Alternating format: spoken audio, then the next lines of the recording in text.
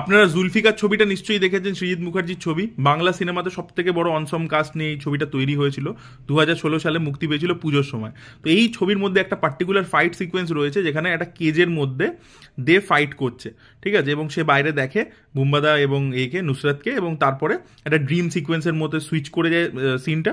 তো ওই যে পুরো অ্যাকশন সিকোয়েন্সটা ছিল, ওর আগেও একটা ফাইটারের সাথে লড়ছে, ওই যে পুরো ফাইট কোরিওগ্রাফিটা, ওটা কিন্তু দেব নিজে কোরিওগ্রাফি করেছে। ইয়েস, ওখানে পুরো পুরো কম্পোজিশন ইত্যাদি, ওই যে সিনটার পুরো ডিরেকশন, সেটা কিন্তু দেব নিজে দিয়েছিল। 4 ডিসেম্বর ওই পোর্শনটা শুটিং হচ্ছিল, এবং সেটা পুরো শুটিং কমপ্লিট করার পরবর্তীতে দেব নিজের বাড়িতে একটা পার্টি দিয়েছিল যেখানে ওর বার্থডে সেলিব্রেট হয়েছিল, এবং সেখানে সব পুরো কাস্ট অ্যান্ড ক্রুকে ডেকেছিল।